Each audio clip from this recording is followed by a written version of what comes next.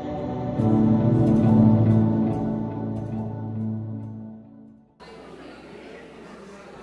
right, y'all.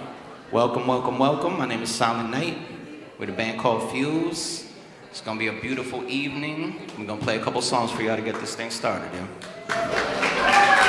Thank you, thank you, thank you.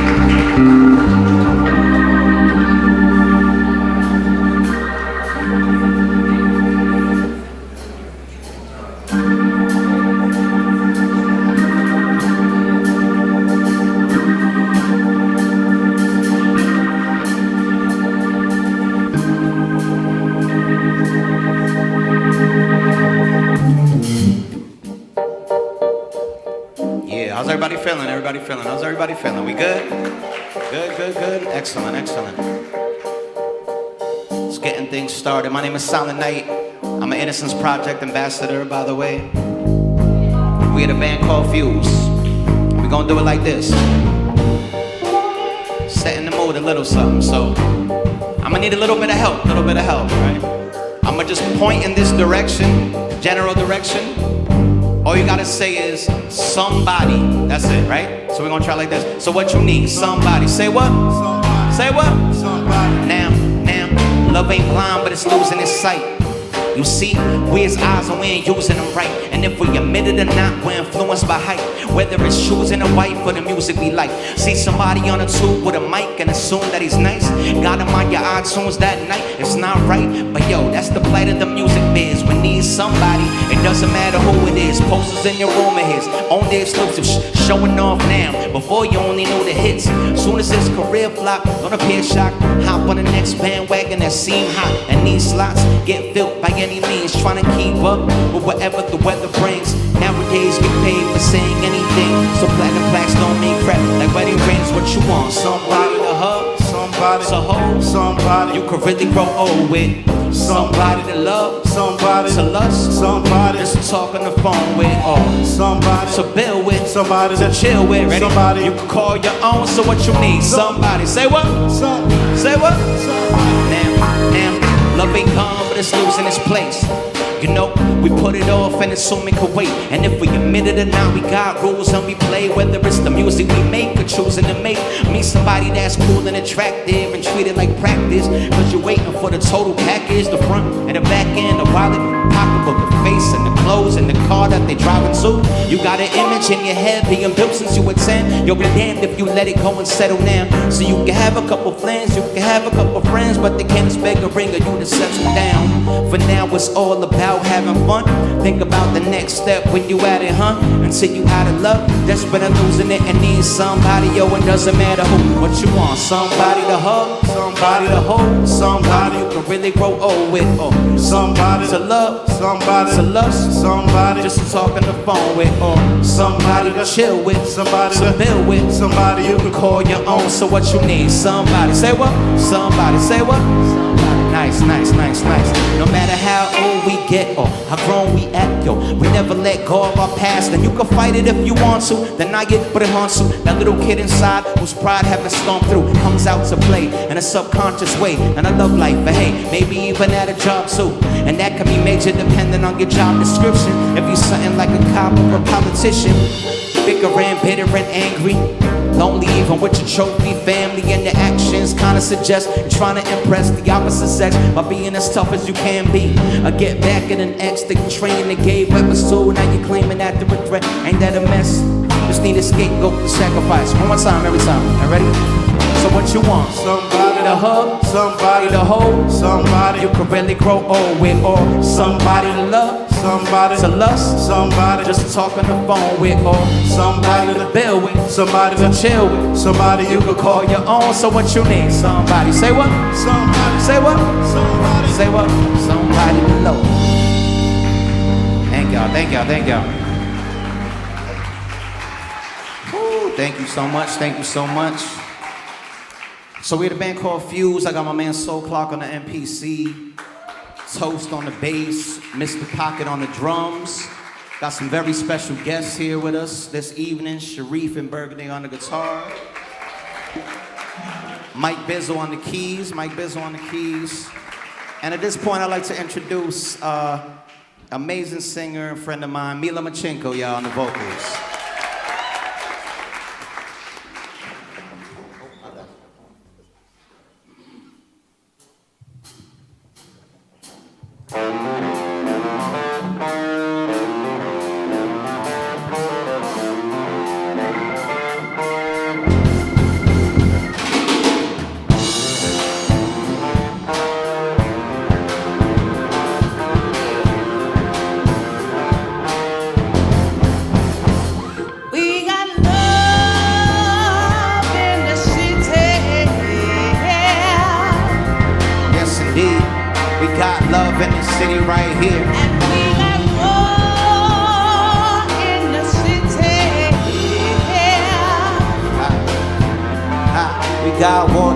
It's all true. And we got life in the city. Hey, what we gotta do? But you got to get down after dark. Look, you know we got love in the city, got friends in the city, got fam in the city, that's real. Plus we got hope in the city, got life in the city, that's the pulse of the city you can feel. You know the heartbeat of the city, unique to the city, something that they can't really put in words. Besides all the sights and sounds and smells of the city, there's an energy that ain't in the birds. City got style, the city got substance, survival mind state, making something out of nothing. Story of the slums, young bucks and OGs, block parties, rent parties, no tea. Community, youth leaders, teachers like Ujima, Mural Street cleanups, impossible dreamers.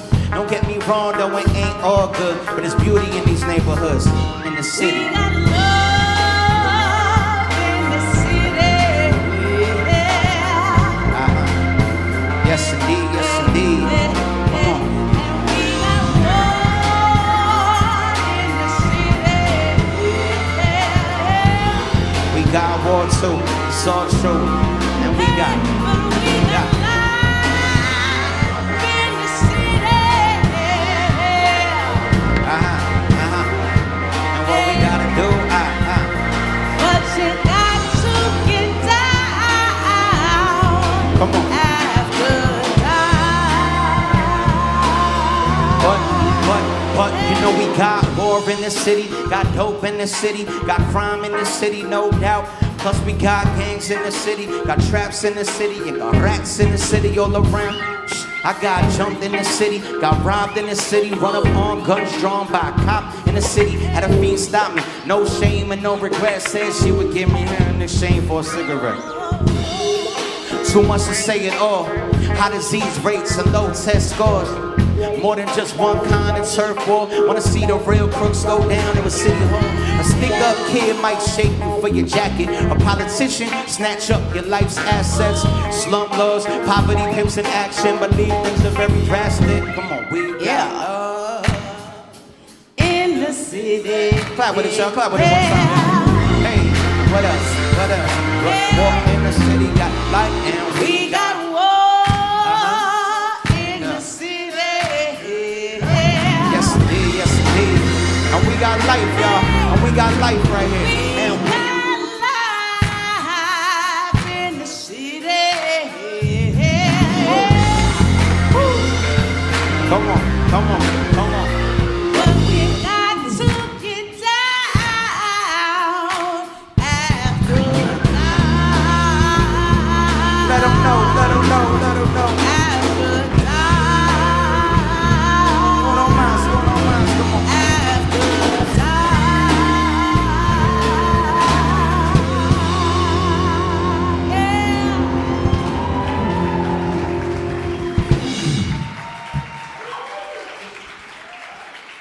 Yeah. Thank y'all so much, seriously. All right, I brought some notes here because I don't want to forget nothing.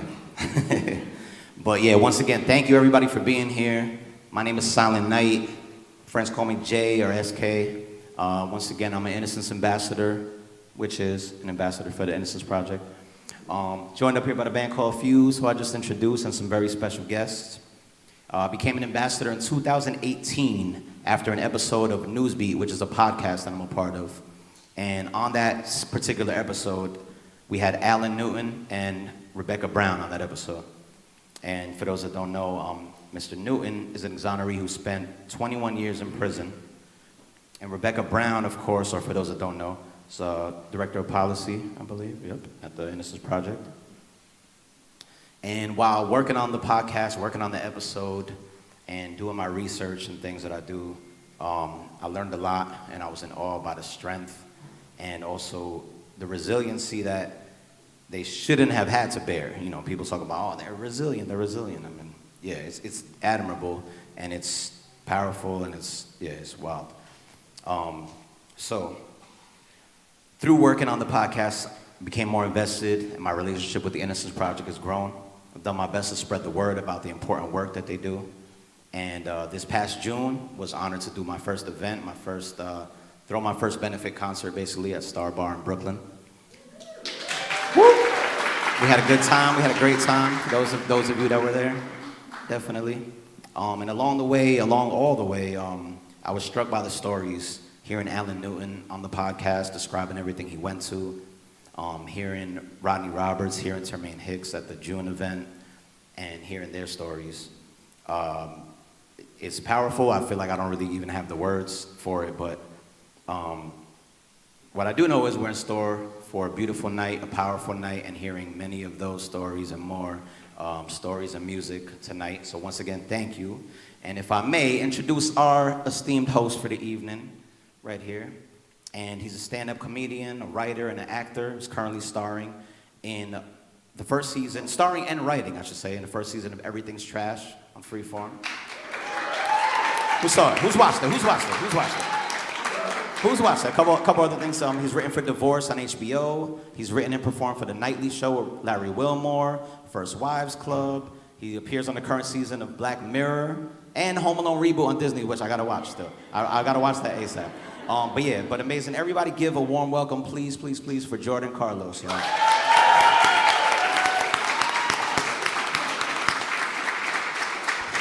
Guys, let's hear it for Silent Night. And the band called Fuse as well. Oh my gosh, thank you so much for applauding Everything's Trash. I had no idea anybody was watching.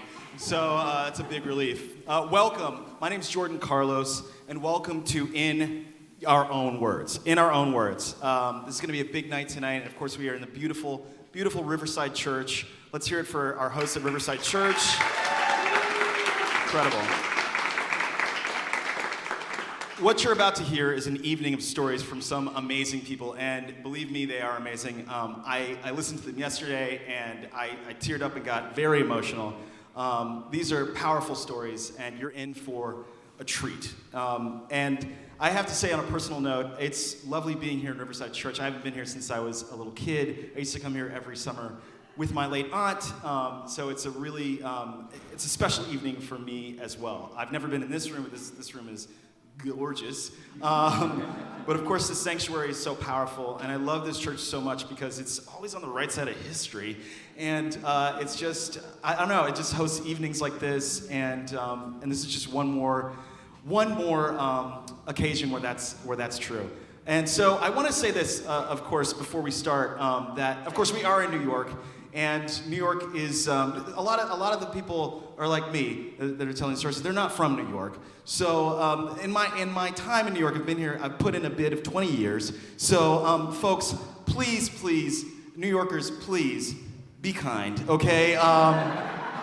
This guy's got his arms folded like a Roman emperor. Like just unfold your arms, you know what I'm saying? This is a free event, okay? Just don't look for the exits like, let's get out of here early. You know, let's really be warm and open our hearts. Can we do that tonight, New York? Are we capable of it? Positive vibes only. My gosh, that was the hardest part. I needed to get that out of the way. All right.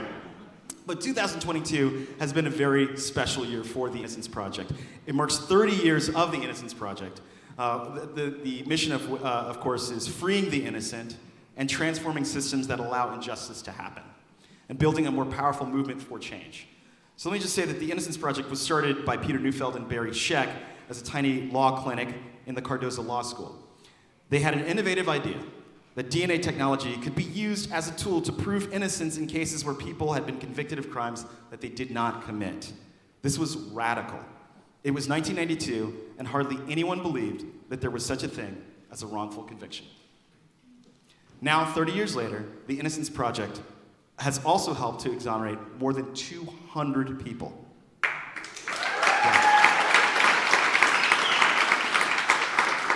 Some of you aren't clapping at that. All right. It also passed more than 200 laws to make the legal system more reliable, equitable, and just. And the impact is incredible. To learn more, please visit the Innocence Project's website at innocenceproject.org.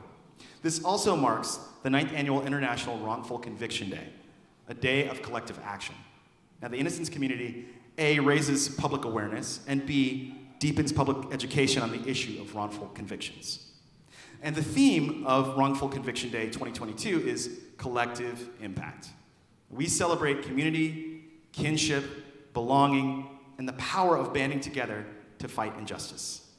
It's important for us to recognize that everyone in the audience, right here, who were wrongfully convicted, do freed and exonerated folks in the audience want to stand just for a moment? Is there any among us, other than the exonerees here, are there any folks who are not telling stories that, if you feel comfortable doing so? Okay, we'll move on. Either way. Oh, okay. All right, fantastic. Fantastic, thank you. Thank you for coming. We appreciate you. Thank you for being with us here tonight. So tonight's program, let's talk about it. We've got 7 individuals who have survived the injustice of wrongful conviction, and they will share their stories about being part of this exceptional community. Now, some will mention the conference or the network conference. Let me just break down what that is. This is the Innocence Network Conference, annual gathering where people from all over the world come together for 3 days to discuss, learn more about, and heal from the issue of wrongful conviction. In tonight's format, we're going to hear 3 storytellers, and then we'll have a short intermission where you can have a little wine, I know I will, and then go across the hall for a little drink, a snack, or as we say in New York, a nosh. And, but don't stay too long, because Silent Night and the band called Fuse will come back and play some more. Weren't they incredible? One more round of applause for them. Amazing. And then we're going to hear 4 more storytellers, okay? So, let's kick it off. You guys ready to get started? Okay. It's the most positive I've ever seen a New York crowd. This is amazing. Our first storyteller is Cornelius Dupree. Now, Cornelius was wrongly convicted in 1979 in my home state of Texas. We're doing great these days. And exonerated in 2011 after spending 30 years of his life wrongfully in prison.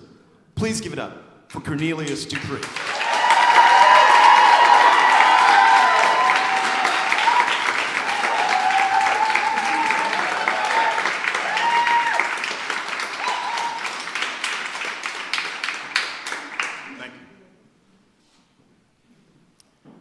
It was November the 23rd, 1979, in Dallas, Texas.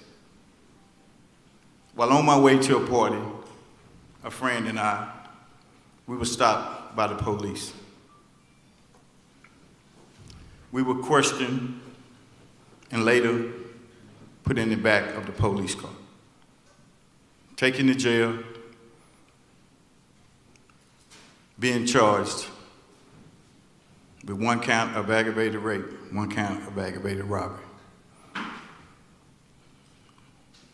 I was later taken to court where I was sentenced 75 years in prison. My world was turned upside down.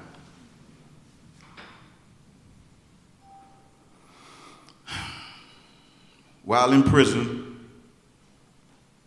not knowing what to do, where to go,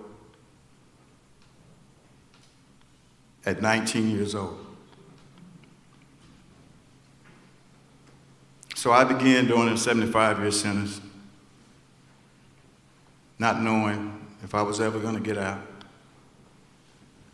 I began to write various organizations, trying to be heard, only to be voiceless,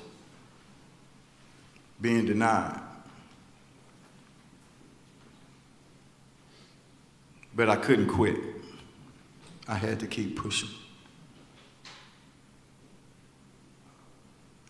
So I began to go to the Writ Room, law library, study law. And I recall a young guy coming up to me and presenting to me an idea of something called the Innocence Project. And I replied, "What is that?" He said it was an entity that takes on cases pro bono. After all the denial and not being heard, I say, what do I have to lose? So after all the letter writing that I poured my heart into, I gave it a shot.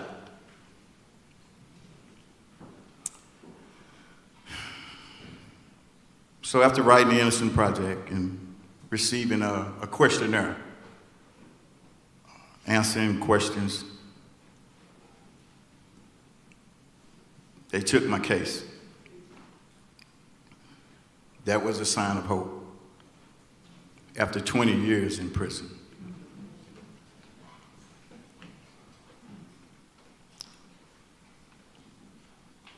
So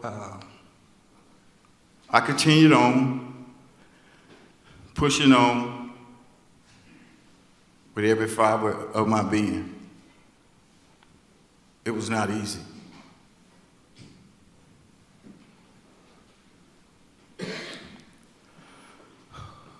So after talking to the Innocence Project in July the 4th, 2010, I was exonerated.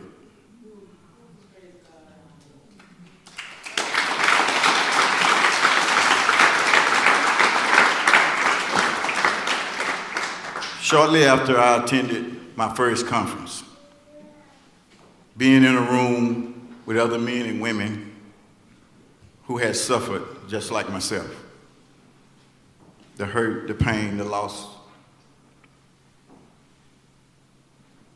It was a tremendous feeling. And I recall a young lady coming up to me. She worked in the Innocence Project department, which they call the intake department. And she told me she was the one who read my letter.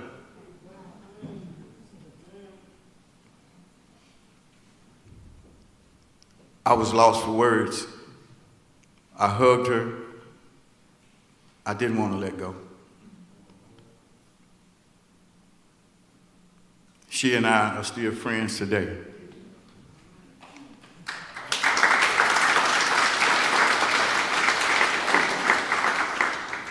So at this point, I felt like my voice had finally been heard. Now I'm a board member of the Innocence Project, advisory board member, and I try to be the voice for those who are still left behind. So I want to thank you all for being here, listening to my story. I appreciate it very much. Thank you all very much.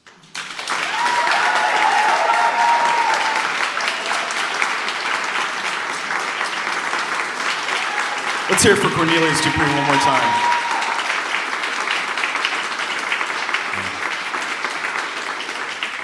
A beautiful and touching story. I just wanted to share Cornelius's personal philosophy, which is that forgiveness is the start of healing. Please take that in.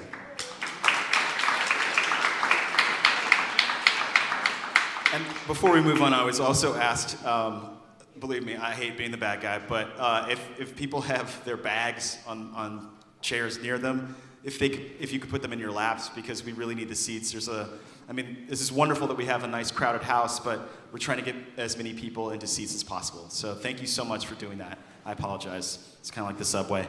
All right. That was powerful. I told you that we would have powerful speakers tonight. Didn't I say that? I told you. Are you ready? Are you ready for more? Yeah. All right. Our next storyteller, is Eddie Lowry. Yeah, so you're ready. Hold on, just a minute, Eddie. Just a minute, Eddie. That's what he looks like. He was wrongfully convicted in 1983 in the state of Kansas, and don't sit back down. And exonerated in 2002 after 9 years in prison for a crime he did not commit. Please welcome Eddie Lowry.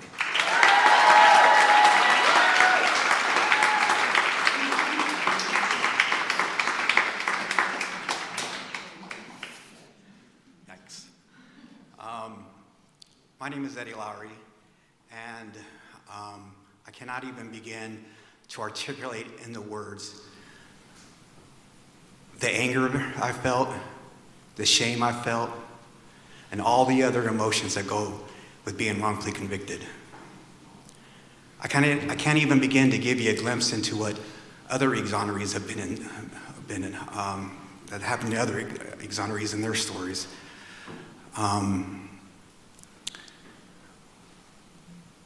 I was wrongfully convicted through a false confession. I was 22 years old, and I was in the United States Army. I was being held against my will, and through this false confession that it's hard for me to believe that I even did that. I was in the interrogation room, and I just wanted out of this interrogation so bad that I began to say things that I learned during the interrogation. They would supply me with answers. I was interrogated for 2 days.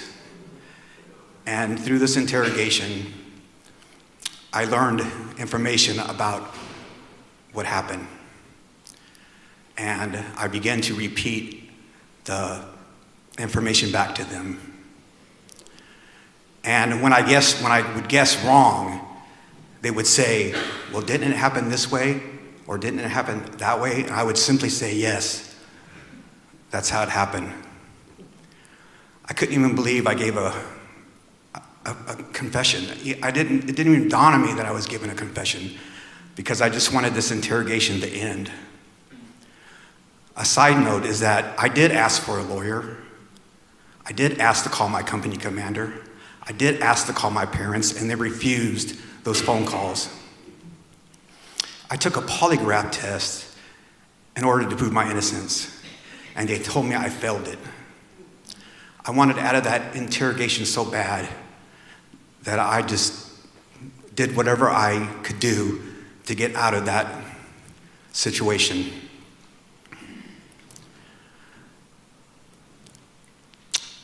I was finally exonerated in 2003 with the help of the New York Innocence Project. My first glimpse into the Innocence Project was at a workshop that they invited us to. They invited me to and 35 other exonerees in 2003, 3 months after my exoneration.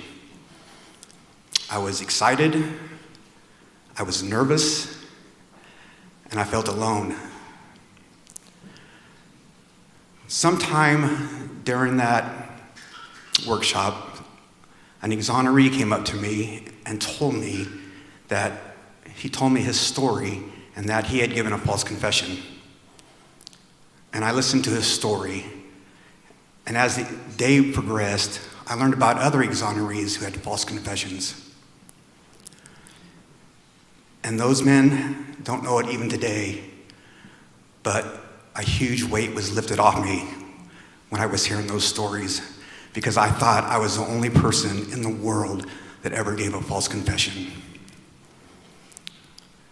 As the program, the workshop continued, I would always hide myself in the back of the room or along the side of the walls because I didn't want to be called upon to speak. But these men became a brotherhood of brothers who lifted this huge weight off me because of this false confession, because I used to beat myself up over why I chose that avenue. So I spent 10 years wrongfully convicted. I spent 10 years in prison, actually, and I was paroled. When I was paroled, I was either, for the next 11 years, I was either on parole or registering as a sex offender. And that was really tough, until I was exonerated in 2003. I am now, through the Innocence Project, I'm learning to overcome my fear of speaking in public.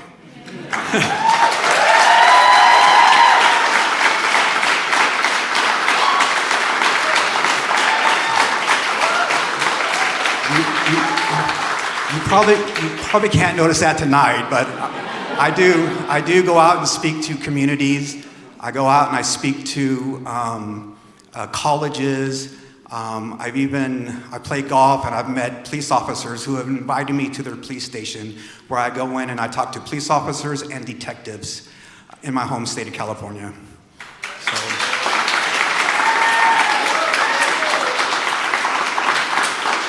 And, you know, if you had asked me before all this happened to me, would I ever confess to a crime I never committed, I would have said no. Like many of you here tonight, you probably would have said hell no, but it happened to me.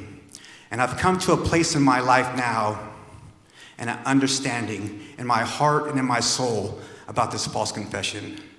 Barry Scheck sent me to this therapist in Austin, Texas, and he dove deep into my life as a child and growing up and helped me to understand why I chose that false confession to get out of that interrogation. And I'm at peace with that now.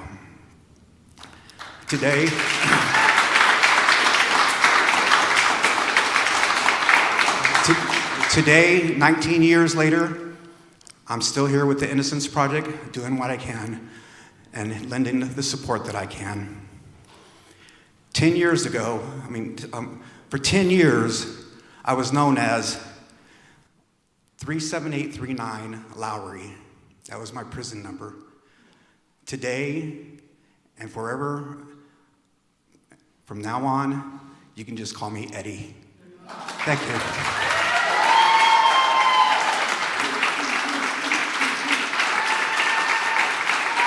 Eddie Lowry, everyone. So wonderful. I just want to share Eddie's personal philosophy, which is that it's freedom with a fist pump.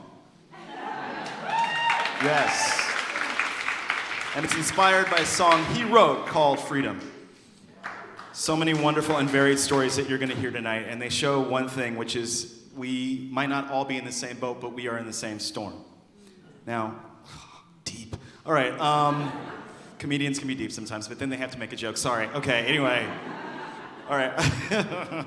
So our next storyteller is Amanda Knox.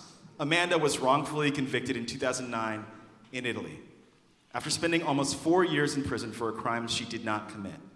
Please give a warm welcome to Amanda Knox.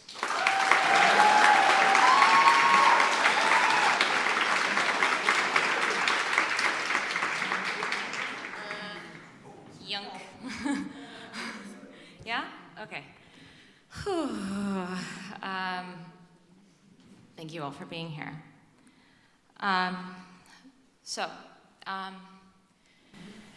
It was the spring of 2012 when I realized that I was doomed to be alone. You see, in the years that I spent in prison abroad, I fantasized a lot about my life. You see, like, when I was on trial for a crime I didn't commit, I felt like I was in limbo. I felt like I was living someone else's life by mistake, and I spent a lot of that time imagining the life that I hoped one day I would get to go back to. So this meant I was thinking a lot about my family. I was thinking a lot about my friends. I was thinking a lot about school, even. I just wanted to go back to school. And I can't tell you the number of times I just fantasized about sushi. Just sweet, sweet sushi. And I didn't know if I would ever get to go back to it, but the most important thing was, it was my life, right? It was a life that I belonged to. It was not the life that I was living, where I was removed from society. I was isolated from the world. I was, by definition, a monster.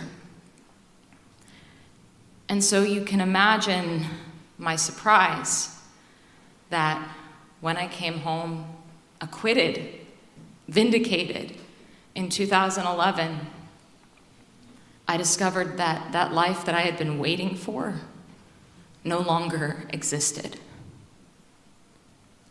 I was 25 years old, and there were paparazzi and reporters and helicopters outside of my house.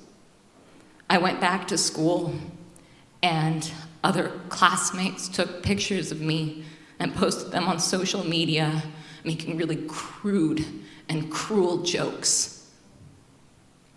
And I realized very deeply and viscerally, after months of this, that I could never go back to my life, that I was no longer anonymous student Amanda Knox who studied poetry and foreign languages. I would forever be, no matter what I did, the girl accused of murder.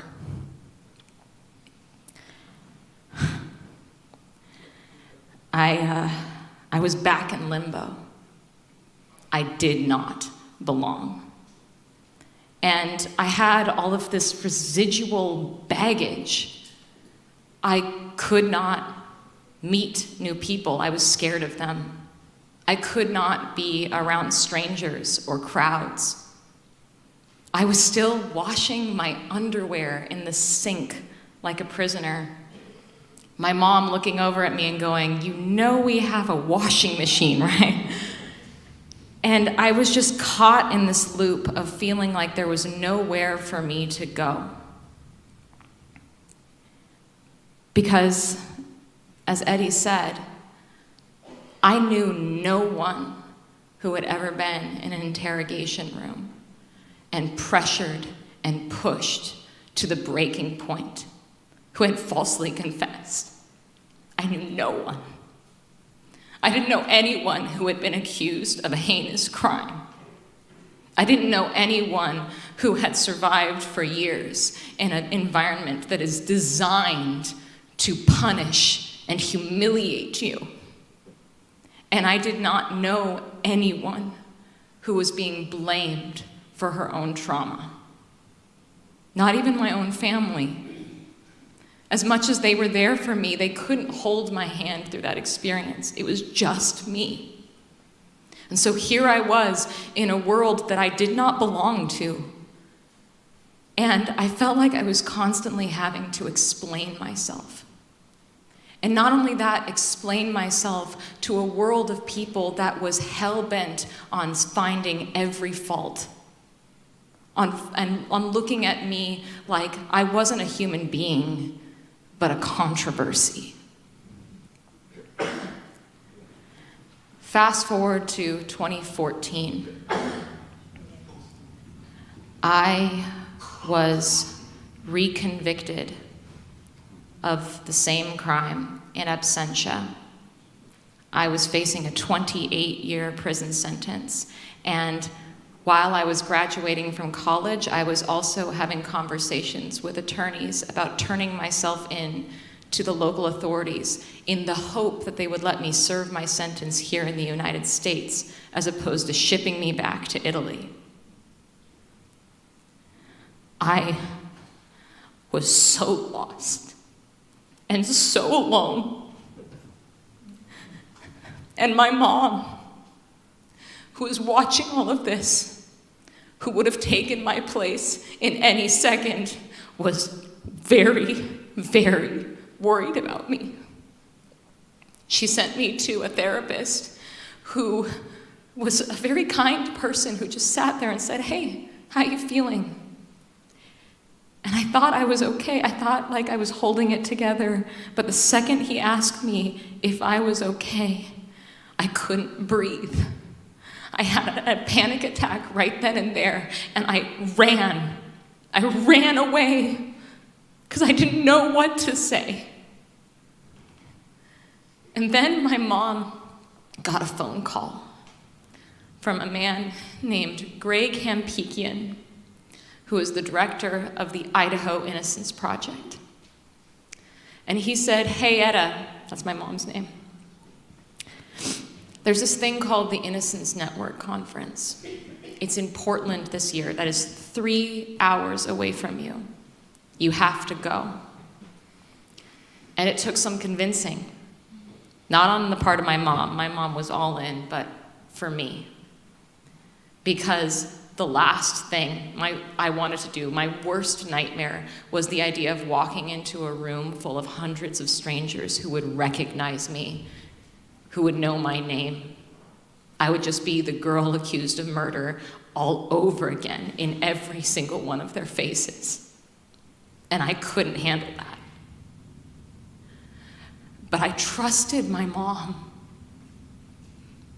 And so she drove me down there. And then here I was in this like hotel conference center in the basement with like the really bad lighting and the gaudy carpets, and standing outside of this ballroom with those double doors, shaking. Because here I wasn't even an exoneree. I was still a convicted murderer in the eyes of the world, and I had no idea if I even belonged there. So I'm sitting there whirlpooling, feeling terrified, and my mom gives me a little push. And I enter into a room, like I imagined, full of hundreds of strangers. And there's this sort of upbeat atmosphere. There's this people recognizing themselves across the room, hugging, embracing each other, mostly men. I noticed mostly men who were a lot older than me. And it felt like a kind of family reunion, but I did not know if I felt like a stranger, and I felt myself shrinking, and I felt myself pulling away until two of these men came up to me. Immediately, they like ran up to me. Each of them had spent over a decade in prison for a crime that they didn't commit.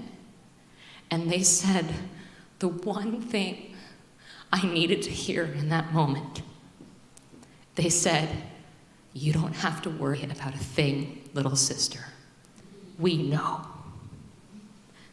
And that's when I saw this room with whole new eyes.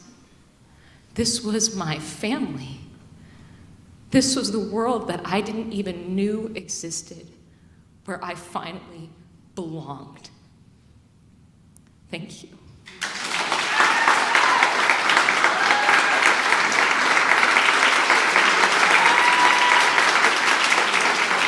Amanda Knox, everyone. Amanda Knox, please let her hear it. So powerful. I just want to get this right. Amanda's personal philosophy, she lives by 3 words: curious, compassion, and truth. Did I get that right? Okay. And truth. Okay. And she asked herself daily, am I being curious? Am I being compassionate? And do I have the courage to live up to the truth? Words to live by.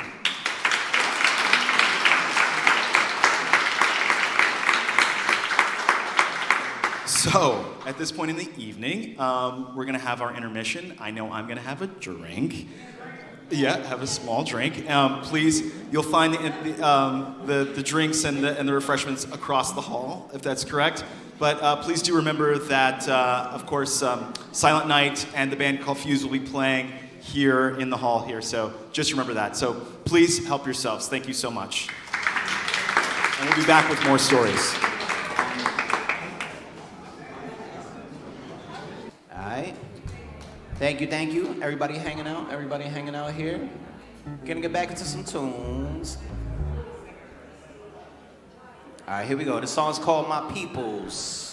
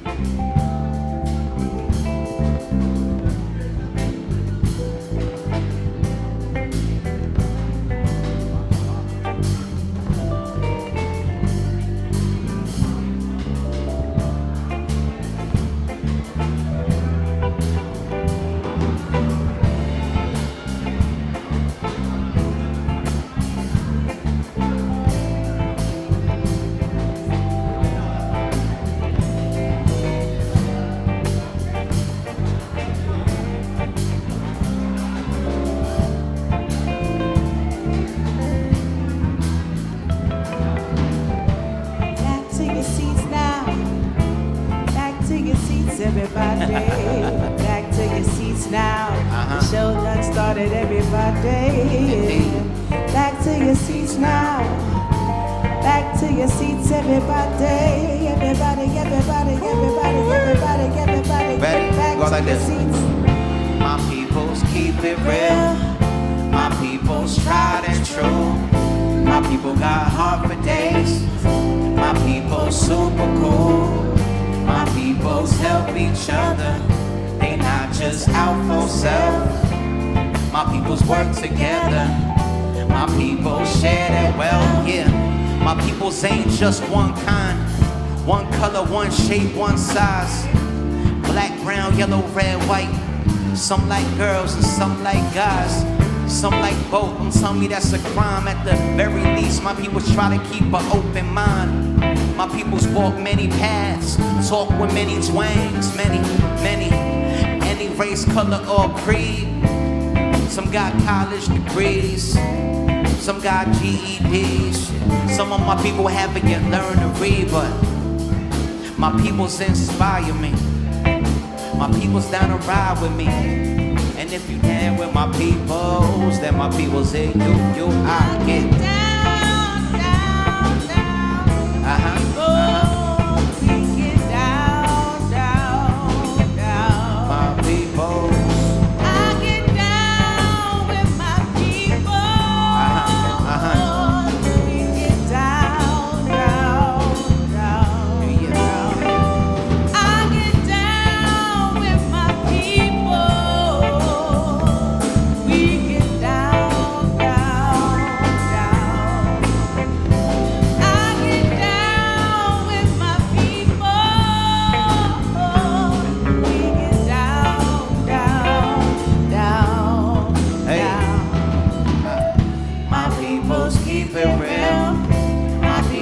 Tried and true. My people got heart for days. My people super cool. My people help each other. They not just out for self. My peoples work together.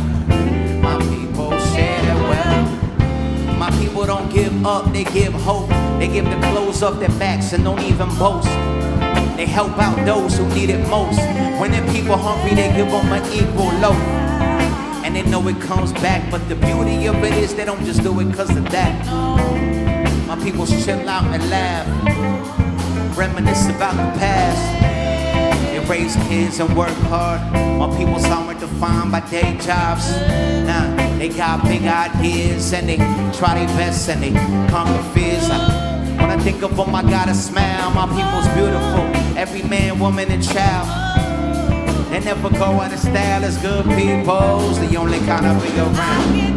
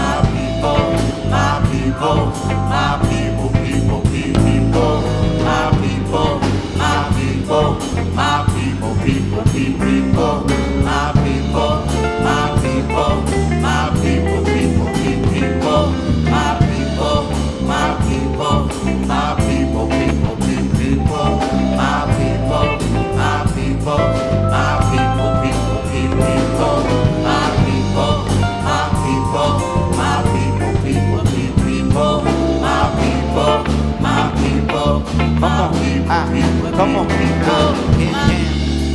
my people, my people, people, people, my people, my people, my people, people, people, my people, my people, people, people, my people, my people,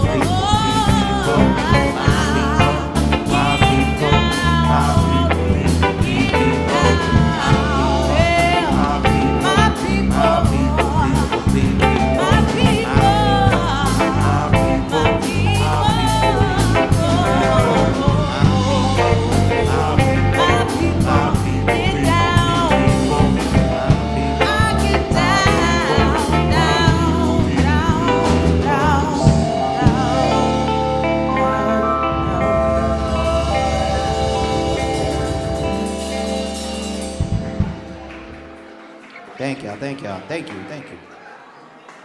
Appreciate y'all. Everybody grabbing their snacks, grabbing some wine, grabbing some beverages. Once again, we got a band called Fuse. My name is Silent Night, and we up here with some very special guests. Mila Machenko on the vocals, y'all. Mila Machenko on the vocals once again. Getting situated over here. Sharif and Burgundy on the guitar right here, y'all. Mike Bizzle on the keys, y'all. And we gonna do a couple numbers, a couple more songs for y'all tonight, yo.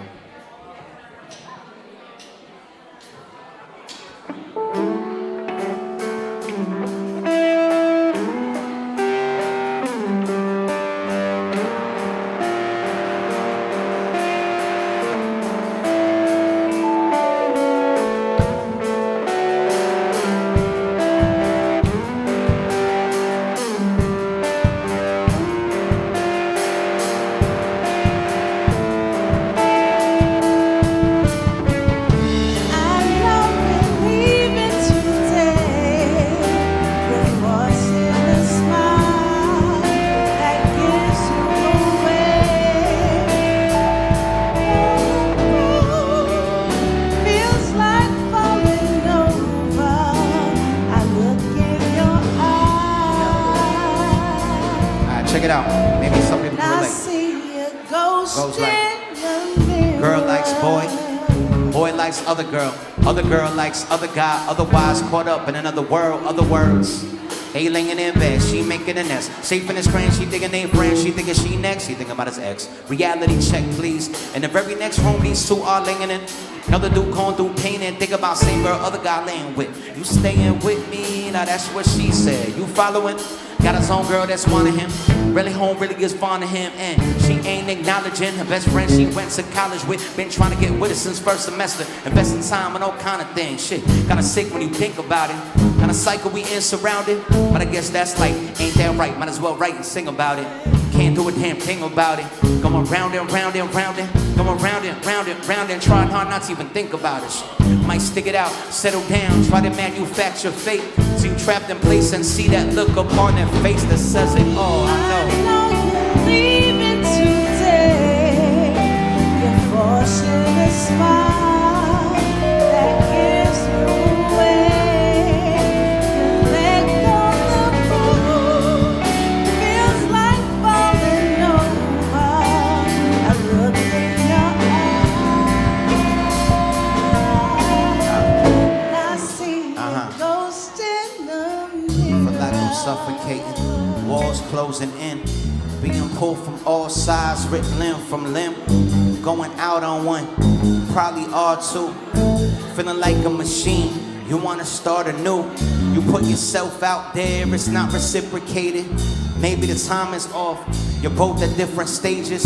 Can't deny and scoff, think that it's outrageous. You need some closure, but the notebook has some missing pages. Days are flying by, nights are hard as ever. These are the trying times. Who broke apart forever? Who changed the meaning of it? Who slayed your dreams and left you grieving, under stress and fighting not to make a scene in public? Who was it? You blame yourself and you point the finger. Stomach tightens, your knees give out and your joints get splintered. At this point you figure it may never be the same. It's just a never-ending cycle. What a deepest pain, I know. I know you're leaving today. Look in your eyes, gives you away. Let go of the moon, feels like falling over. I look in your eyes, and I see a ghost in the mirror. You told me, you told me, you told me to stay, and now you're going away. You told me, you told me, you told me to stay, and now you're running away. You told me, you told me, you told me to stay, and now you're going away. You told me, you begged me, you begged me to stay, and now you're running away. You told me, you told me, you begged me to stay, now you're running away. Thank you, thank you, thank you, thank you. So we're gonna do one more song and then we are going to be blessed by our next speakers and storytellers. So once again, just wanna say thank you to Innocence Project, thank you to Riverside Church, and thank you to everybody who's here in the building with us right now. And this song is called Staying Busy, AKA Busy is My Best Friend. Helped me get through some things. Some people seem to relate to it. Maybe you can relate to it or vibe with it too.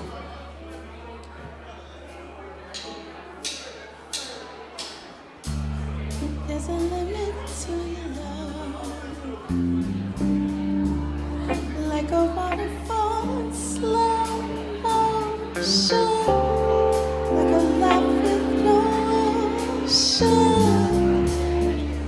There's a limit to your love. Yeah, it goes. Busy is my best friend.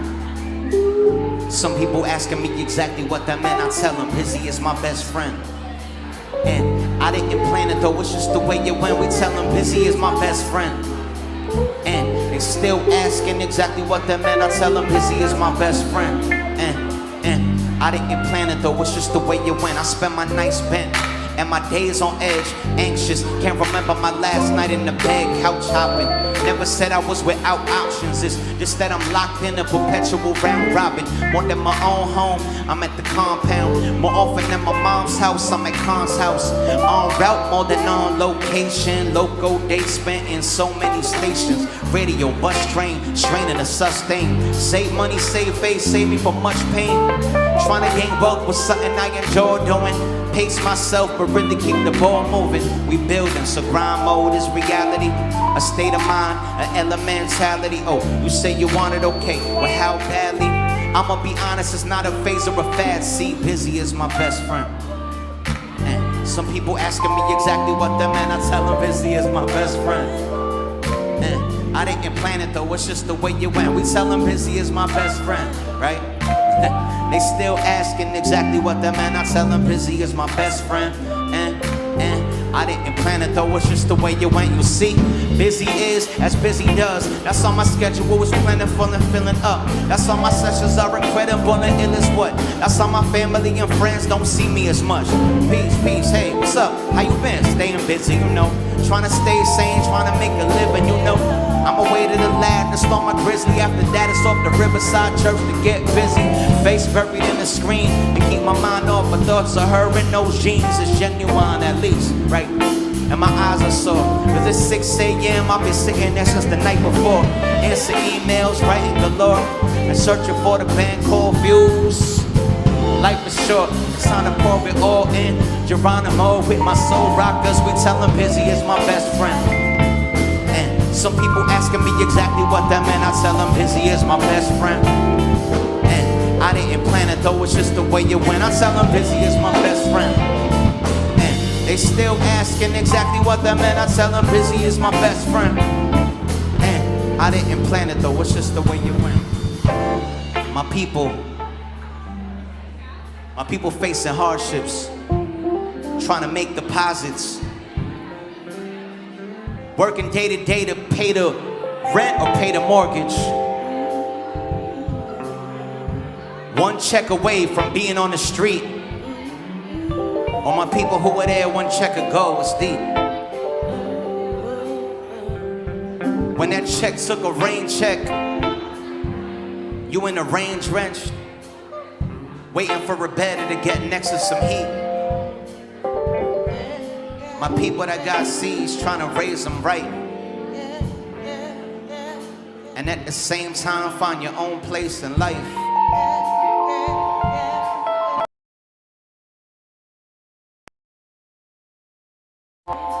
No trust fund to turn to. Independent, more strength than some could even fathom. Balancing necessity and passion. When it gets so bad that you feel no one has a hand to lend, busy is your best friend. When you hoping whatever you going through will just end, busy is your best friend. When you trying to see your vision through to the fullest extent, busy is your best friend. And when you don't want to think no more, when it hurts so bad that it hits your core, but it'll hurt even more if you stop, even for a second, busy is your best friend. Busy is your best friend. And busy is my best friend. Busy is my best friend. Busy is my best friend. Busy is my best friend. Busy is my best friend. Busy, one more round, let's go. Hey, and busy is my best friend. Some people asking me exactly what that meant. I tell them, Busy is my best friend. my best friend. And I didn't plan it though, it's just the way it went. We tell them, busy is my best friend. And they still asking exactly what that meant. We tell them, busy is my best friend. I didn't plan it though, it's just the way it went.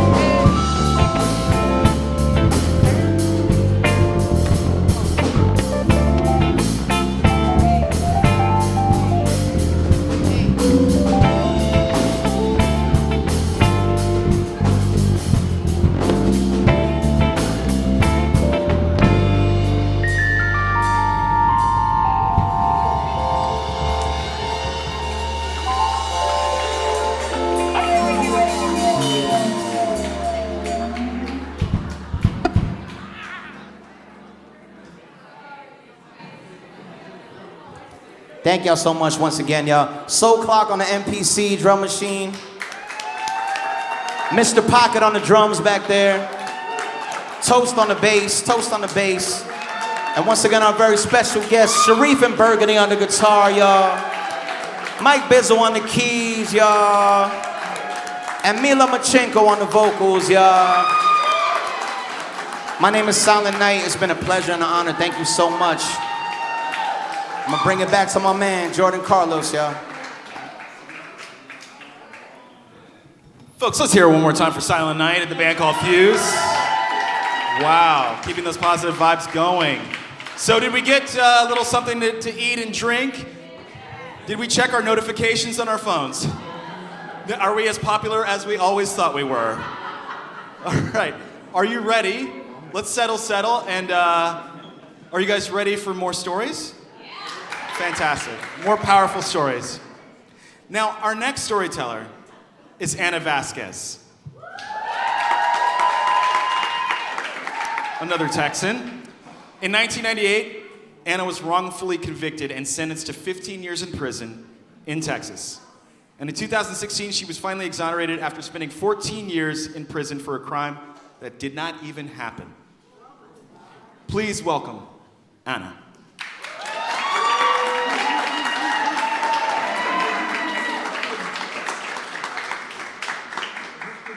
I'm gonna go ahead and fix the mic because, Jordan forgot again.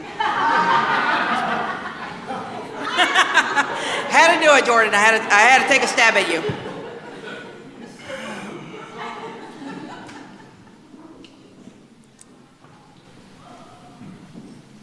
I knew at a very early age that I was different than most people. I was gay. And because I was gay, I felt like I hid my authentic self. I hid it from my family, my friends, and even my classmates.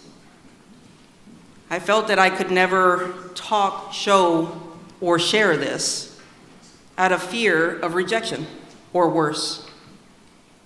I was afraid of being disowned, not loved, and not understood.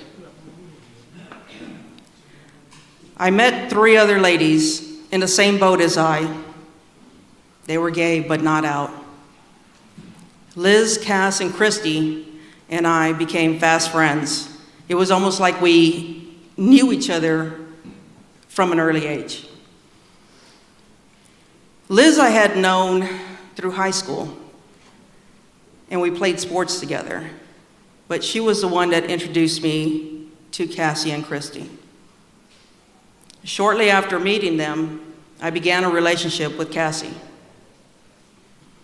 And Liz had an apartment, and this became a safe haven to us, a place where we could be ourselves. I can remember the week in July of 1994 where Liz had her 2 nieces over for the week, Vanessa and Stephanie. God, they loved Liz, and she loved them. And she did everything that she possibly could during that week to make it an enjoyable one. She took them shopping, they went swimming, they played basketball together.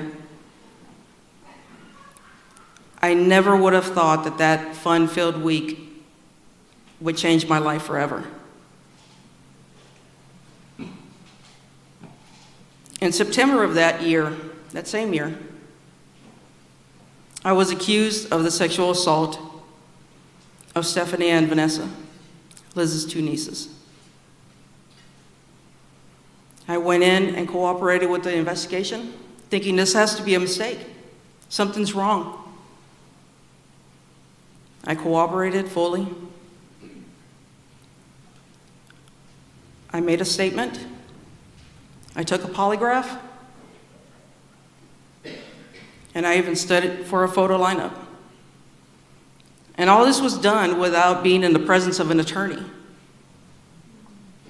And this was the worst mistake that I could have ever made.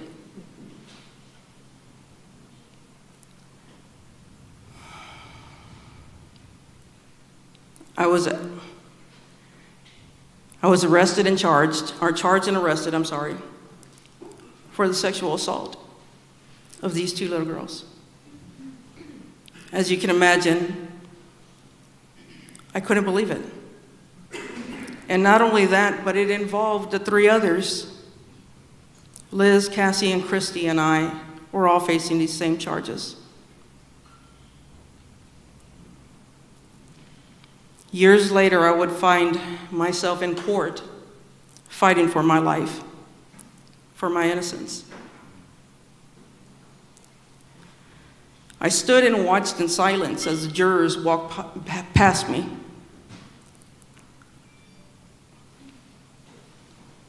And I was searching for a sign from them, a look or a nod, some kind of acknowledgement. You see, my attorney had told me that if there is a sign or a look or a nod, some kind of acknowledgement, that usually the verdict would be in your favor. They never looked at me. I was convicted for aggravated sexual assault on a child and given 15 years and 10 years for indecency with a child. And I was heartbroken.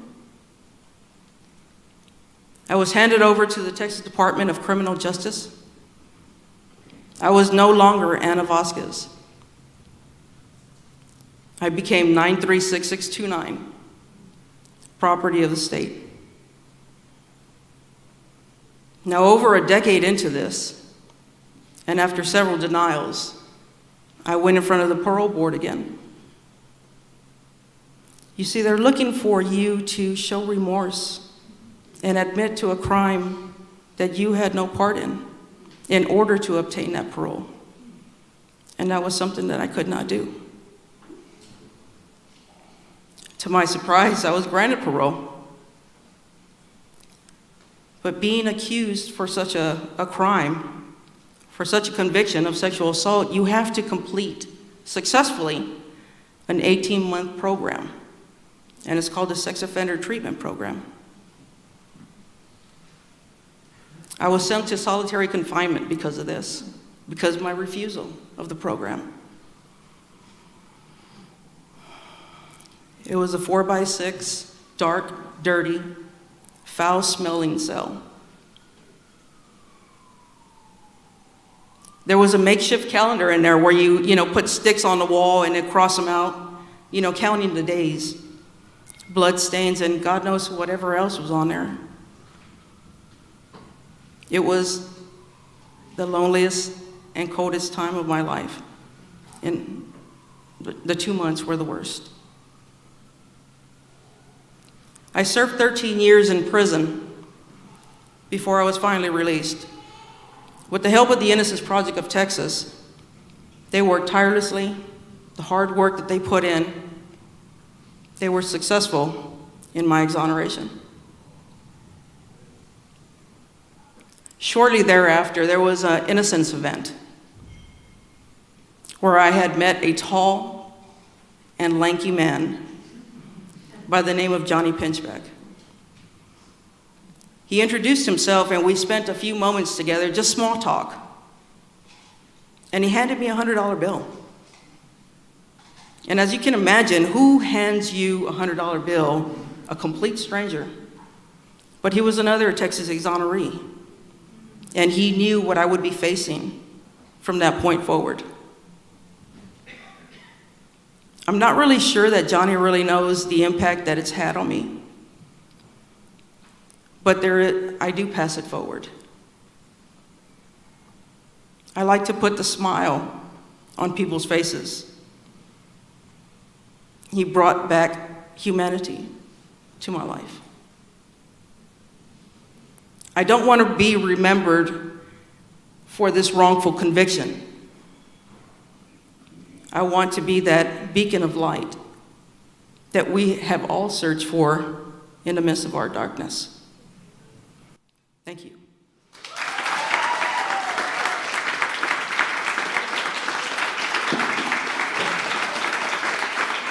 Anna Vazquez, everybody. Let's let her hear it. I'd like to share Anna's personal philosophy, which is The point is not to pay back kindness, but to pass it on. Words to live by. Amazing.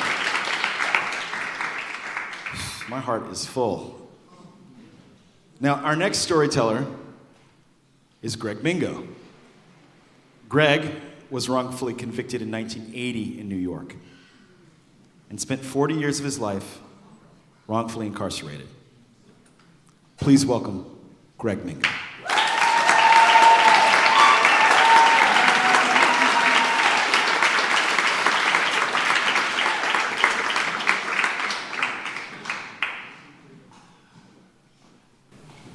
Imagine one day you wake up and your worst nightmare comes true. That's what happened to me. I was 28 years old, what I consider the prime of my life. And I was arrested and charged with 2 murders that occurred the year before. I was tried twice, and I was subsequently convicted upon retrial. And I was sentenced to 50 years to life. At that point, I was angry, to say the least, because I didn't think I was going to get convicted. I had turned down all plea offers because I was innocent. And, but I knew that I couldn't allow that anger to consume me. And if I allowed it to consume me, then I don't know what would have happened. So I realized I had to find a way out of this situation. And so I went and I studied the law. And I studied it and studied it. And one of my problems was that I was procedurally barred. So that means all the issues that I could have raised on appeal couldn't be heard on appeal. So I was in no man's land, literally. And so I studied the law, and I became good at it. And I helped people get free, but I couldn't help myself get free quite yet. But helping other people win made me feel like I was winning. It was payback. I was righting the wrongs, and it's just hard to explain because, you know, even though I wasn't the beneficiary of those wins, I was in a real sense. But I had to face my truth, and that was moving forward with my life.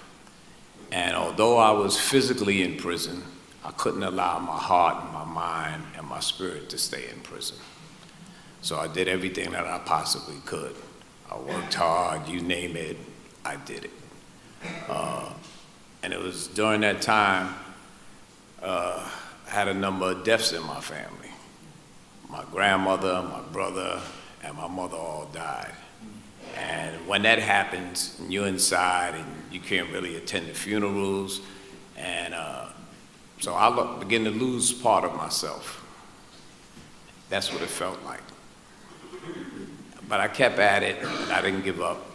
I kept working and working, and nothing seemed to work. But I still didn't give up. Somehow, some way, I had to find a way. I had to find a door that would open for me. And so I had an amazing group of people, family and friends, and they put together a social media campaign that was huge, the likes I was never seen before. And along with that, I worked with some amazing people at Cooney Law School, and we worked together to put a clemency application back together. And clemency is hard to get, very hard to get. It's like finding a needle in a haystack.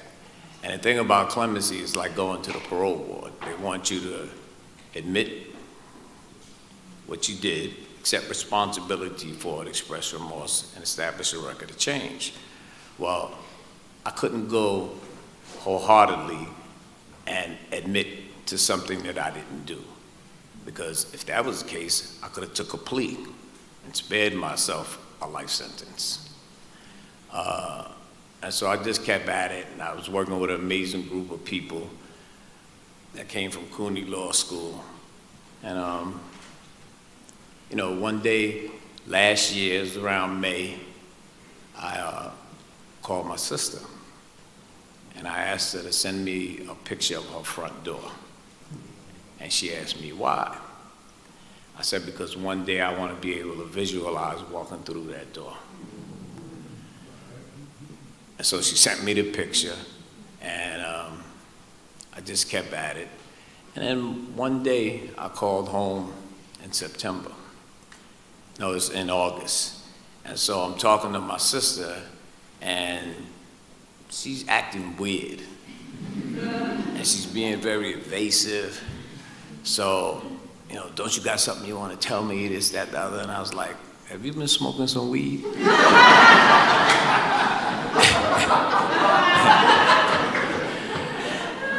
So she came around and she said, you got clemency. And I was like, who told you that? Because I didn't believe it. You know, I thought that was just wishful thinking on her part. And after we got off the phone, a few hours later, a lieutenant came to see me. Well, he came into the law library where I worked and pulled me out, took me in the hallway. But he had this stern look on his face, and he said, are you nervous? And I don't know what to think, because usually the lieutenant come get you and you're in trouble. And so he said to me, take off your mask. And then he started reaching in his pocket. And I'm like, is he ready to identify me for something? And he read this letter saying that I was granted clemency. And I couldn't believe it, because it was this swell of emotions that seemed to rise from my feet all through my body. And I couldn't speak. I tried to, but it wouldn't come out. And then I started feeling dizzy, like I was gonna faint. So he told me to lean up against the wall, and I had him reread the letter, and I asked him if it was for real, and he said, yeah. And then he left. Well, that night I didn't say anything to anybody, because I still didn't believe it. And so I went back to the cell, and obviously I couldn't sleep thinking about this. And I'm like, nah, it's not possible. But that morning I woke up and it was on TV.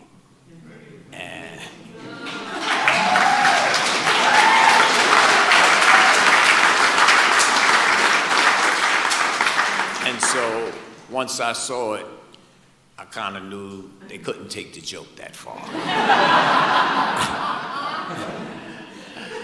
And at that point, I was overwhelmed, to say the least. And all those 40 years of emotions and feelings just came pouring out in buckets of tears.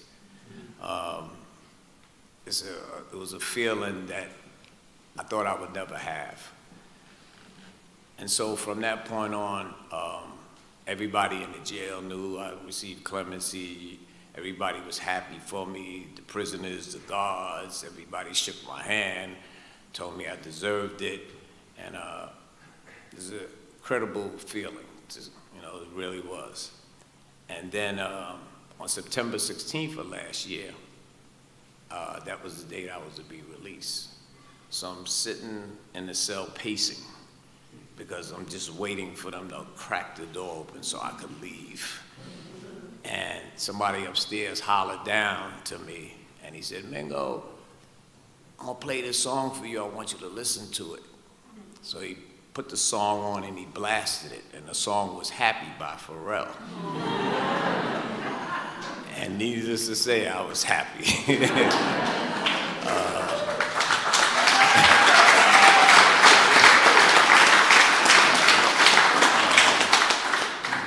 And so when I went outside, that day, and I got outside the prison gate, it felt like I could breathe again, because it smelled so differently, just from being inside and coming outside and smelling fresh air. And then I remember I was about to step off the sidewalk onto the ground, and my foot got locked. It was like I was in suspended animation, And it was like I was scared to touch the ground because I didn't think this was real. And so I came home, I was with my family, and I had written home for a long time, for 40 years. And I never paid the address any mind. And then the day I got there, I looked up, and the address was 28 Liberty Street. And I thought, how ironic, here I am coming home to Liberty Street. You know? You can't write a better script, you know? And so I was there, and I was, you know, with my family, spending quality time with them, and then one of the lawyers from the Innocence Project told me about an Innocence Conference. So I felt compelled to go. It was in Phoenix, Arizona. Hadn't been on a plane for 40 plus years. I didn't know anyone out there. So I managed to get on a plane by myself. I flew out there. And when I came there, I was welcomed with open arms. It felt like I was just being released all over again. They welcomed me, and now they're part of my family. You know, and I can't say enough about the support that they've given me. And but imagine this. Imagine each one of you in this audience getting 5 people to become part of this work. And then asking those 5 people to ask 5 more people, and so on and so forth. So imagine the community that we could build. It could be something much more substantial and much more stronger than any prison walls. And so I want to thank each and every one of you for giving a voice to all the countless men and women who have been silenced. And without voices, your voices, this work can't happen. So on behalf of the Innocence Project family, on behalf of myself, I want to tell you how grateful we are to each and every one of you. Thank you.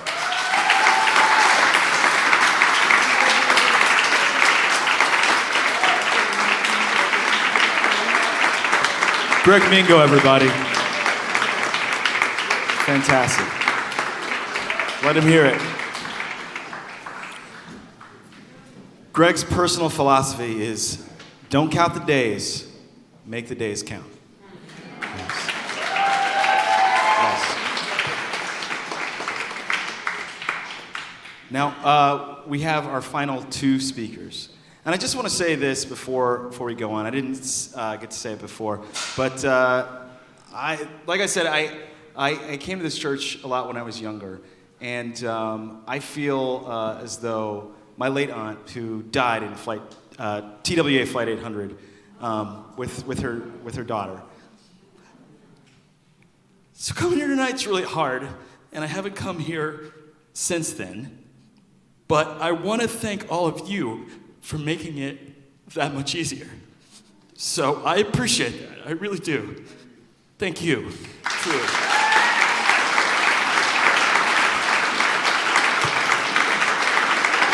Thank you.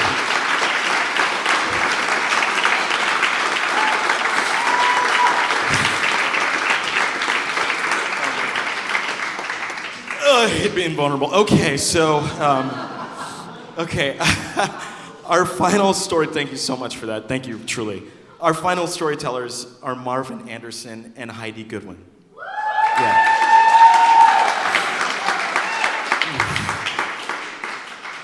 Marvin was wrongfully convicted in Virginia in 1982. 20 years later, he became the 99th person in the United States to be exonerated due to post-conviction DNA evidence.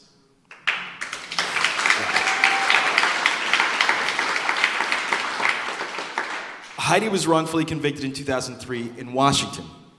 Her conviction was vacated after serving 13 years of her life wrongfully imprisoned. Please welcome both Heidi and Marvin to the stage.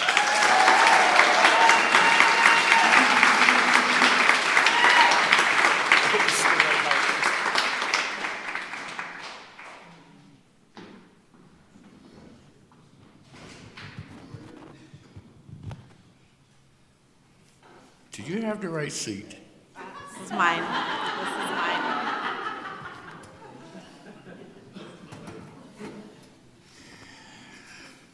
Does that feel right? Yeah. All right. Before we get started, I'd like to thank you, every one of you, for being here tonight for this occasion.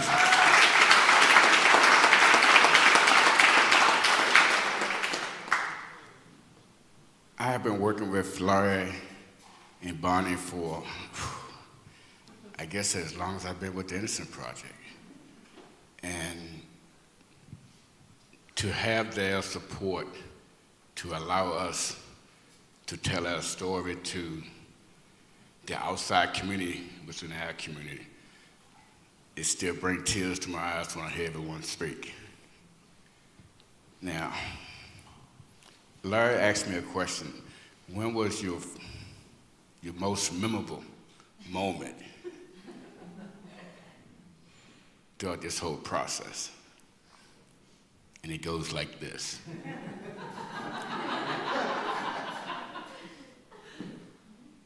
In 2000, I had already been out on parole, and I'm driving my uncle's 18-wheeler tractor trailer during rush hour in the afternoon.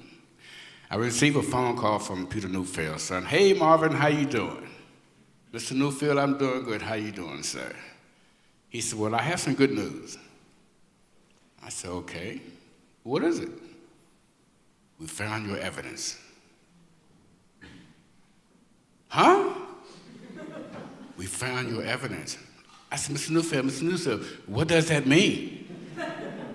He said, "Well, we found the evidence that had excluded you from your charges." I said, "Peter, wait a minute, sir." I said, "Look, I'm in rush hour traffic, driving an 18-wheeler tractor trailer, and you're gonna call me and tell me this?" I said, "Let me just pull over to the side." I pulled over to the side. I get out of the truck.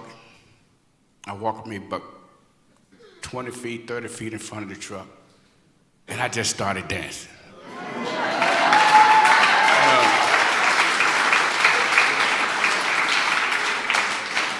People are going by me, they blowing their horn, have no idea what I'm dancing for. But I'm dancing, you know. So I said, "Mr. Newfield," I said, "I'm not far from home. Let me call you back and, you know, we'll talk more." Well, I'm dancing. In 2001, I finally received a full unconditional pardon from our governor of Virginia.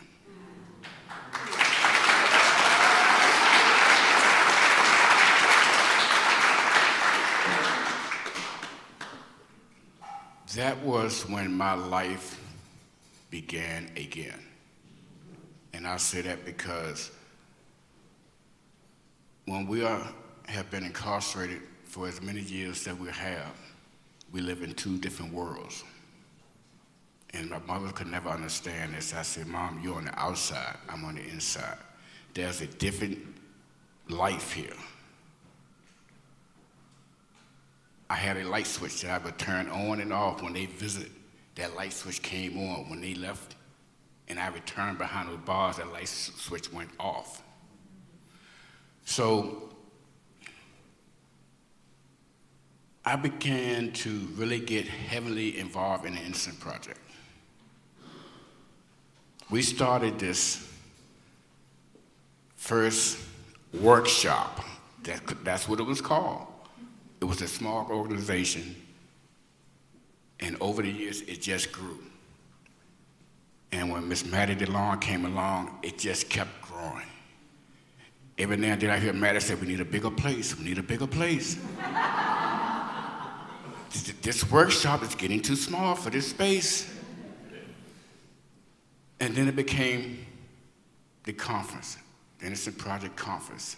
Then it became the Innocence Project Network Conference. It gave everyone in our community the chance to connect, understand, know that we weren't out there alone.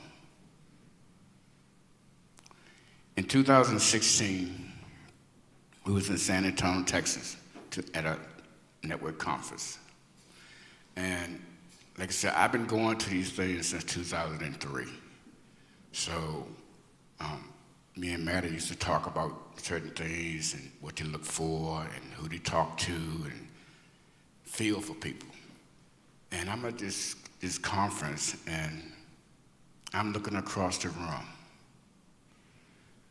And there's this woman she's there with her kids, but she just don't look comfortable. And I'm looking at her. Something's not right about this picture. Everyone here is celebrating in some form, but she just doesn't look comfortable. Well, and that woman was me, and I wasn't comfortable at all. So rewind a few months to January of 2016. I was working in a medical claims office, and I was trying my best to assimilate back into a society and the expectations of my family and my friends. I'd been home for roughly about a year and a half, and I was struggling to keep up. I couldn't keep up with my family. I couldn't keep up with my job. I couldn't keep up with my own children, who were 9, 5, and 2 when I went inside, 17, 13, and 10 when I came home. And they don't tell you that you're not going to be able to keep up. And like Amanda, I felt like I didn't belong. So I was sitting in a cubicle in a room full of cubicles, and an email popped up on my screen from my attorney, and they said, "You won. I've been trying to call you." I went out to my car in the parking lot. Unlike Marvin, I didn't dance. I cried. I called all the most important people, and I cried, and I said, "We won." It didn't change anything. It didn't change the fact that I still didn't feel like I belonged. Things started moving very quickly after that. My attorney, Fernanda, told me about an annual conference that was happening in March. And she wanted me to be there. She thought it would be good for me. If you know me, I don't want to be away from my children. This is a rare occasion. And it happened to be also their spring break that year. And I told my attorney, well, if you're going to send me, then you have to send all of us, because I don't go anywhere without them anymore. So they did. They sent me and my children to the San Antonio Annual Innocence Network Conference.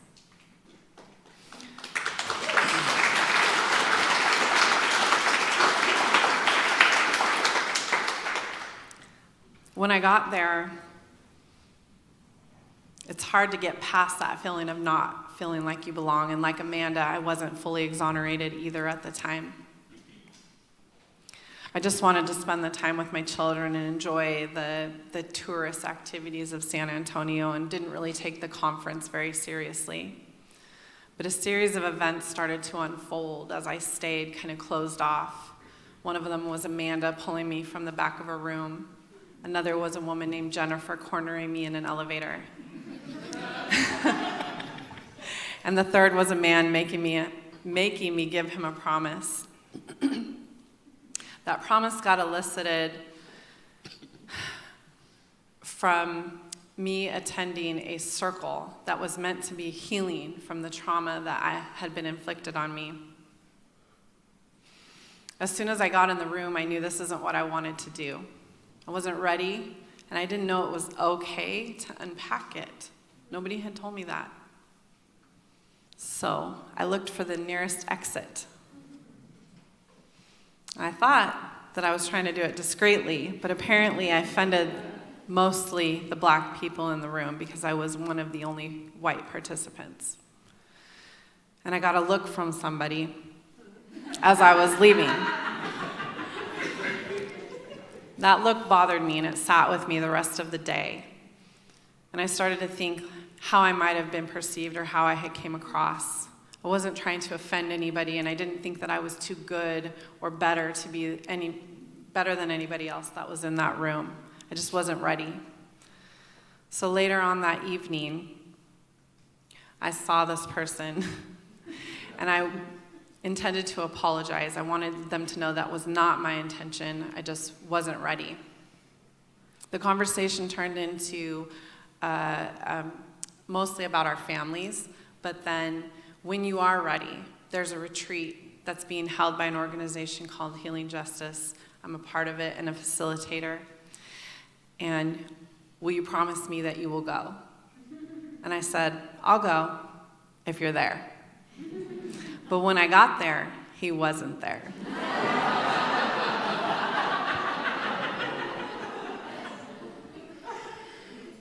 Yeah.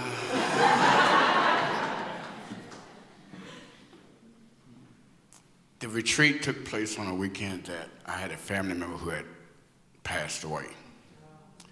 And I attended the service and everything, and when the service was over with, you know, I'm walking back to my car, and I get a phone call. It's my mother.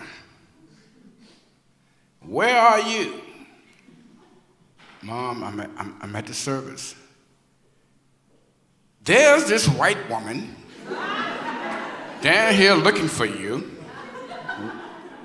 Where are you? I'm like, what are you talking about? Do you know a Heidi? Heidi? Oh, yeah, I think I met her in San Diego. Well, she says that you're supposed to be here and you are not here. I suggest that you get down here.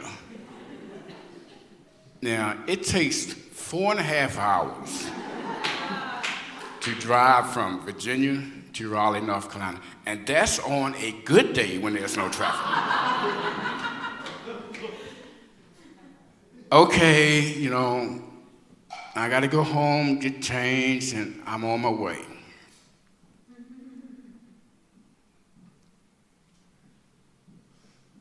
My mom called me. Mama Joan, Yeah. by the way. If you don't know, everyone that's in the Innocence Project, that's what they gave her that name. Day one, when I started coming to New York, Mama Joan. Mama Joan has gone so far that she had flew a fried turkey from Virginia to New York so they could eat fried turkey. And also refused to let my daughter and I stay in a hotel and made us stay at home with her with everything decorated in Christmas in July.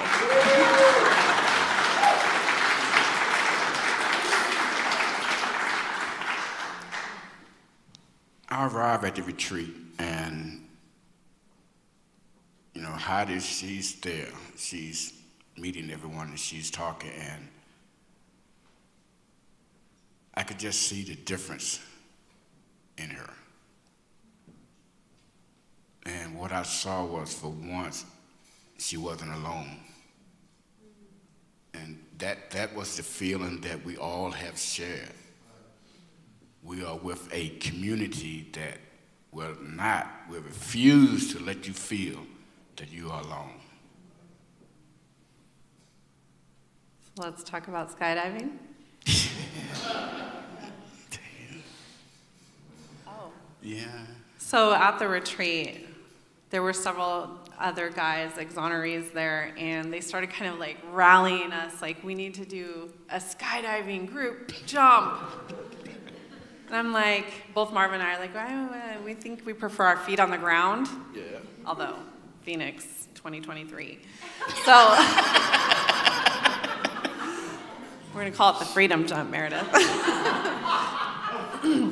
But Marvin at the time, and we had resistance, and we were like, we prefer our feet on the ground, and so we decided whitewater rafting was more our level, and I'd done it multiple times, and he just said he wanted to go. I've always seen it on television. I'm a full-grown country boy, okay? Well, not hide it. My sisters called me and said, all you is just a redneck black person. You use a country boy. So she brought up this idea about whitewater rafting.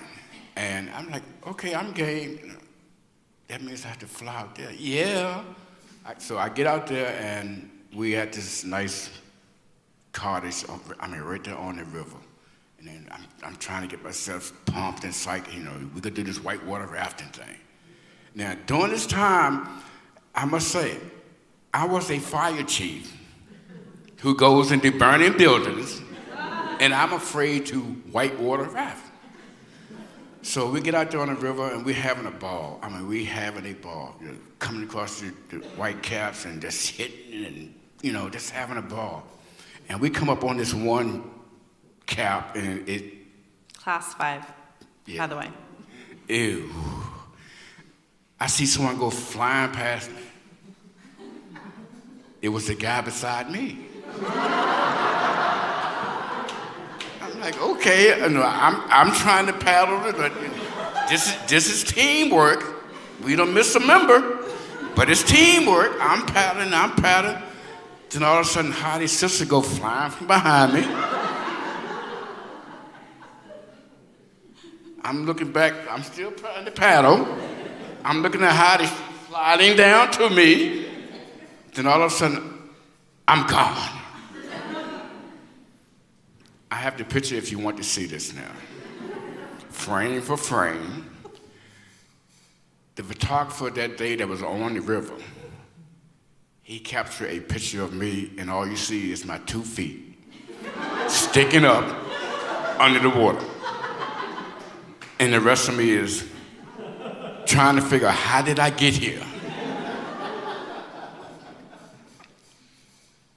But it was the most amazing thing that I've done when I came home, other than joining the fire department. What did you learn about being on the river?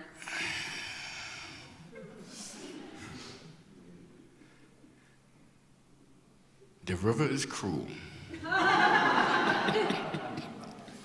But it can be tamed. But that weekend, Heidi helped me to reach a goal that when I was inside, I never thought I would reach.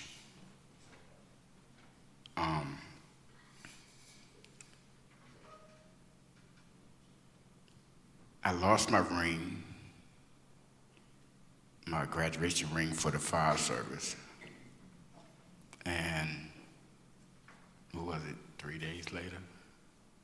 I get a phone call from Heidi. Take it away.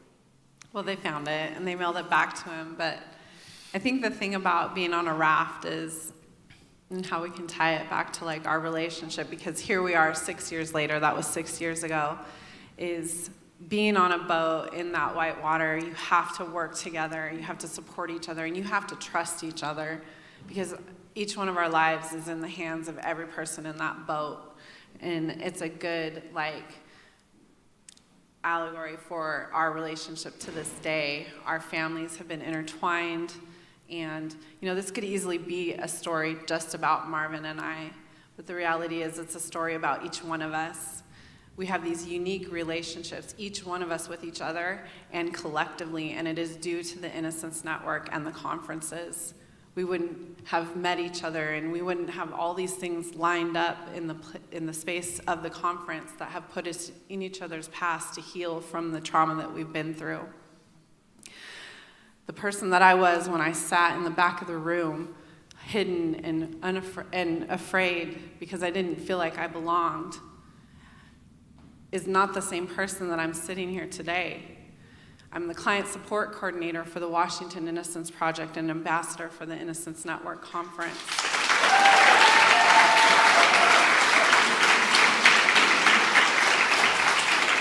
And every time that I said that I can't, Marvin said, "You can."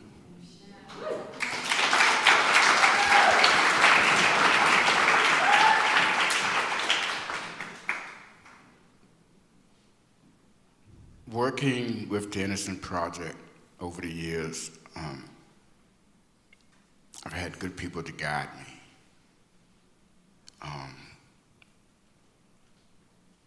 Barry Shep, Peter Neufeld, my attorney, Vanessa Parkins, if she's still here.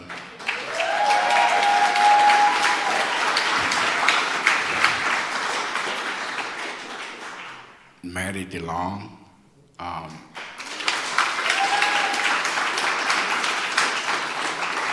We used to pick each other's brains a lot about trying to make this organization grow. And Maddie guided me through a lot of years until she left me, she retired. But during that process, we always have a plan. Christina Swan.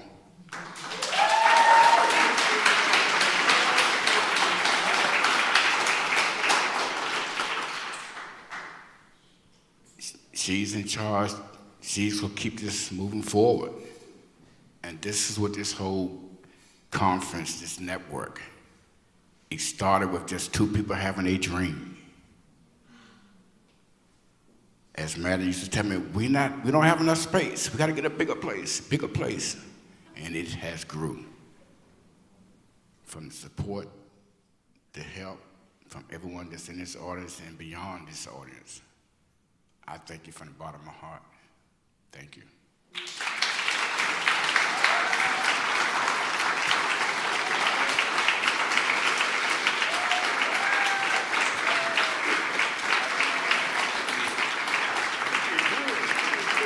Let's hear it for Marvin and Heidi.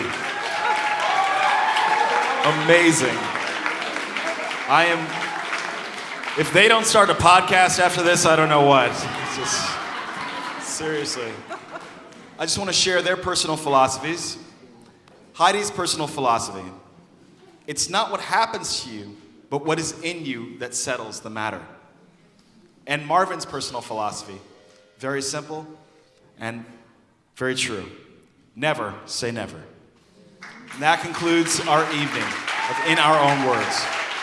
I want to thank everybody for participating tonight. I want to thank the Moth for helping us out, the folks at the Moth, Meredith, of course, Bonnie and Marvin, Carlita, of course, Catherine Nephew, there you are in the background. And I would like to thank all of our exonerees and speakers. Please come on up, be recognized. Anna, Amanda, Cornelius, Heidi, Greg, Eddie, there you are, and Marvin. Take a bow, folks. Take a bow.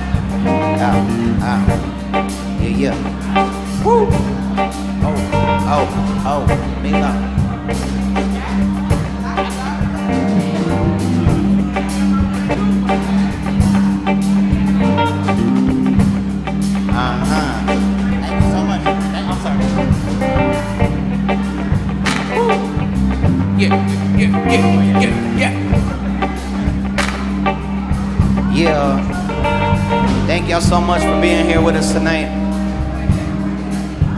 It's a beautiful evening, powerful evening. appreciate y'all. Very much so.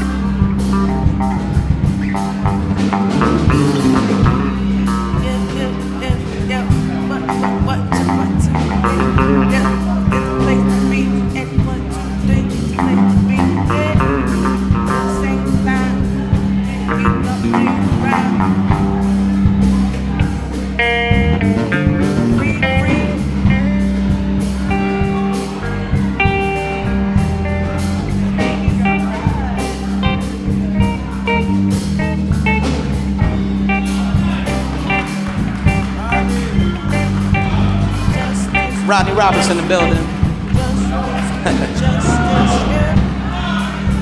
Woo. Yeah, yeah.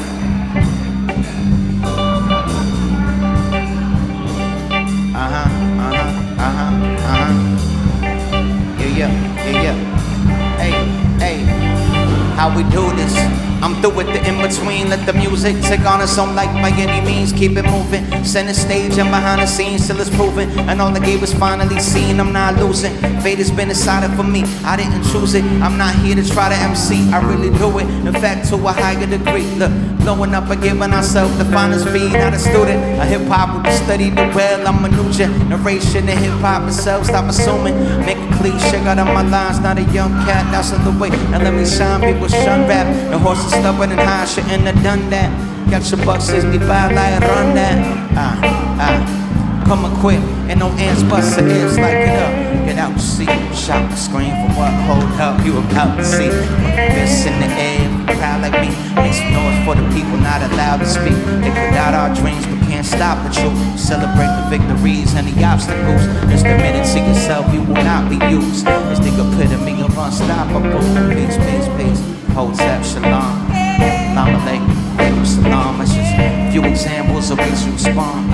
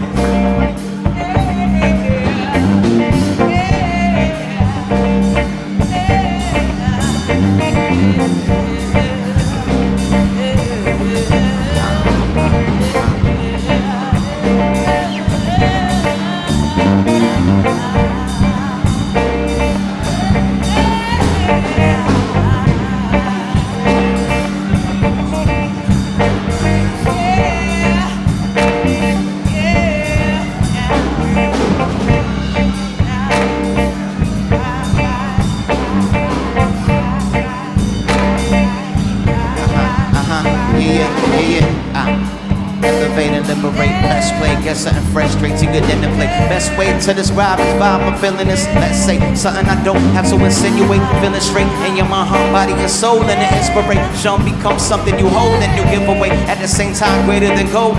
Infinite, sometimes it isn't under your nose, but it still exists. Not something I just suppose, cause I'm living it. Art and life juxtaposed when a little kid comes up to me after a show, and the senior citizens separately to let me know this is feeling it. And it touched them. It goes to show this is real as it gets, so I continue to glow. All ego aside, I know I'm doing something right to say you truly reach success. Affected just one life. Come on.